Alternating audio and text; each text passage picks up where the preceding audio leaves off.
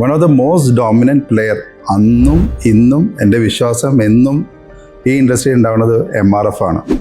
MRF എന്ന brand മലയാളികൾക്കോ ഇന്ത്യക്കാർക്കോ പ്രത്യേകിച്ച് പറഞ്ഞു കൊടുക്കേണ്ട ആവശ്യമില്ല. പക്ഷേ ഇറ്റ്സ് എ ബ്യൂട്ടിഫുൾ ബ്രാൻഡ്. പ്രത്യേകിച്ച് ഒരു മലയാളി ഇത്രയും വലിയൊരു എൻറ്റിറ്റി ഉണ്ടാക്കിയെന്ന് പറയുന്നത് തന്നെ ഒരു വലിയൊരു കാര്യമാണ്. എൻ്റെ അച്ഛൻ ഹാർഡ് കോർ MRF ഫാനാണ്. MRF അല്ലാതെ ഒരു ബ്രാൻഡും ഇത്രയും കാലമായിട്ട് വിറ്റിട്ടുമില്ല.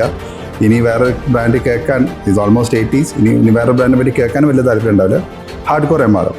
പക്ഷേ അപ്പോഴും ഞാൻ അച്ഛനോട് പറയുന്നത്, അച്ഛൻ ആ MRF വിറ്റുകൊണ്ടിരുന്ന കാലഘട്ടത്തിൽ അന്ന് ആ ഒരു 80s അല്ലെങ്കിൽ 90s MRFിൽ ഒരു 1000 ഷെയർ മേടിച്ചിട്ടുണ്ടെങ്കിൽ സത്യം പറഞ്ഞാൽ ഇന്ന് എനിക്ക് വീട്ടിൽ വെറുതെ ഇരിക്കുകയായിരുന്നു.